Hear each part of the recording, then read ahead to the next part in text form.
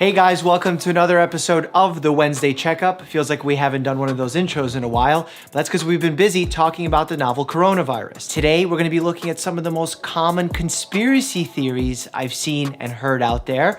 Shane Dawson, I'm looking at you. We're doing the medical version, medical conspiracy time.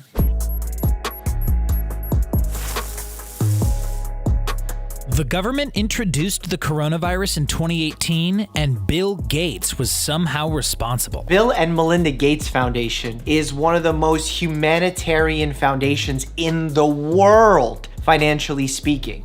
They're literally doing everything they can to eradicate disease, bring fresh water to people, and we're gonna blame this on them? Japanese doctors treating COVID-19 cases say that you should ensure your mouth and throat are moist, never dry, so make sure you're taking a few sips of water every 15 minutes. Skeptical to the source. I don't know if necessarily Japanese doctors came out and said this, but there's partial truth to it. If you have dry mucous membranes, they are more likely to crack. When they crack, you actually have a higher possibility of getting infected with a bacteria or virus. So yeah, you should be staying well hydrated, you should be drinking. Will it protect you 100%? No, but it's a good way to make sure that you're doing the best you can to stay healthy. Hand dryers are effective at killing coronavirus. I don't think that's the case. It certainly hasn't been proven. Also, CDC recommends drying your hands through the air dry method, which is you just naturally let your hands dry, or using a paper towel. Reason being, there was a study that I actually talked about on this channel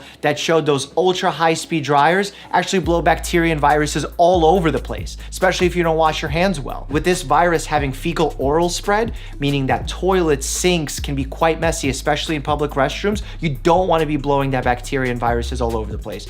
So no, I don't think air dryers will kill the virus, and I don't think you should be using them. You can create your own hand sanitizer using Tito's vodka.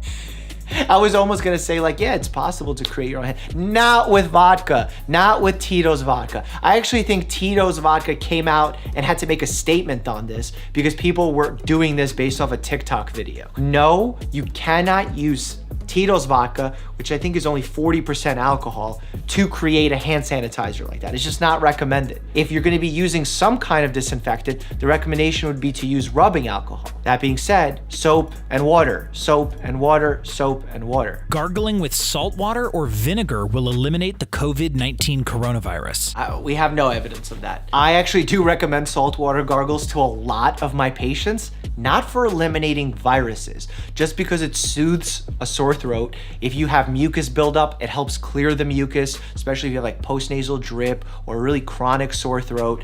But to kill the virus, we don't have evidence of that. Also, this virus seems to be very infectious in comparison to the influenza virus, for example. So if it touches your mucous membranes, right away it's gonna start infecting the rest of your body. It has a long incubation period, but a quick infection period, if that makes any sense. Coronavirus originated with Chinese people eating bats from open air markets. Okay, I heard this one, and initially I was almost ready to buy into that because, other cultures eat different animals, so I wasn't one to judge. However, when I looked into this, I found that the initial picture that started this reporting actually didn't come from China. It came from a reporter that was eating in an Asian country, not China, some kind of local delicacy. Nothing to do with the cuisine that's actually consumed in China. So no, we have no evidence of this coming from bat soup. We need to stop that. We initially thought that this virus started in bats, somehow made its way to humans, probably through a mutation. There could have been an intermediate carrier along the way, so perhaps a bat passed it to another animal and then we got it to humans. We don't know that yet. We're gonna be investigating. And again, let's think smart here. We're trying to combat this, prevent spread, flatten the curve. I mentioned that in my other video, which basically decreases the strain that's put on our healthcare systems. What's the use in talking about bat soup outside of getting clicks? The most dangerous or at-risk place you can go is a train or subway. The most dangerous place you can probably go is a hospital or an emergency room with people sneezing and coughing all over the place. That is why we've been directing patients to call in ahead of time to figure out if their symptoms are mild enough so we can get them to stay home so they don't spread their virus and they don't catch anyone else's. One of the biggest problems we face in the hospital is known as nosocomial infection. I know it's a mouthful. Basically means that you got sick from being in the hospital. If you notice, doctors are always trying to get all the tests done, give you all your treatments so that we can send you home from the hospital. It's not because we don't enjoy having you there. It's because we don't want you to catch a disease accidentally in the hospital. It happens. There's sick people all around. Some people don't wash their hands well. They sneeze in the hallway. You walk through it. There's all sorts of issues. So while I do think being a crowded subway is not good, being in a place where there's a lot of sick people is probably a tad worse. That's why you should be going only in cases of emergency or when you need serious medical advice or help. That's why most routine procedures, surgeries, well checks,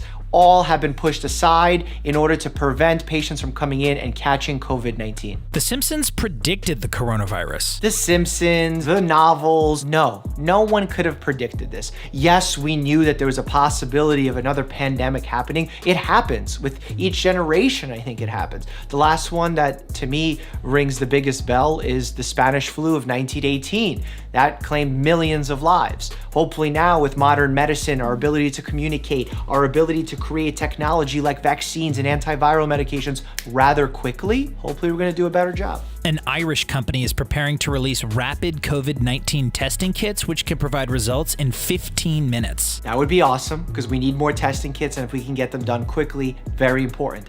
However, these tests, especially the rapid ones, need to be heavily scrutinized through clinical trials because we need to establish the sensitivity and specificity of those tests. Both of those need to be high. I'll explain each of them. A test that has high sensitivity is good for screening, meaning taking general people in the population and trying to find out if they have a specific disease. In a highly sensitive test, you have few false negatives. On a highly specific test, you have few false positives. The ideal way of doing this is you give someone as a screening test, a highly sensitive one, and then you can give them a highly specific test to confirm that diagnosis. Now, in a test like this, where you're testing people who are already sick, it's not necessarily screening, it's more diagnostic, and a good diagnostic test has both high sensitivity and specificity. There are many supplements and other cures that can fight off the coronavirus. We have zero evidence for any of those statements, and I'm so proud of the FDA for prosecuting those individuals trying to make claims like this. John Oliver had a segment of someone trying to sell silver as a way to get rid of the virus. No. And if you're a supplement manufacturer or you have your own line of supplements, please do not use this as a moment to brand your product. That is a cheap shot preying at folks' vulnerabilities at a very sensitive time. We should be banding together, not trying to figure out how to make a buck off each other. 4 women in Wuhan have given birth to babies who do not have the coronavirus, unlike their mothers. There's been some evidence showing that what we call vertical transmission from the mother to the baby inside the uterus, there isn't transmission. That's not to say it can't happen, but the evidence for it does look promising. We're hoping it stays that way. I do recommend checking out Mama Dr. Jones. She does a fantastic job talking all things OBGYN, coronavirus included. Links down below. Here's a playlist of some medical memes for you to learn and laugh from, because laughter is good medicine. And here's another playlist of my Reddit series. Check it out. Which one are you gonna click on while you stay happy and healthy?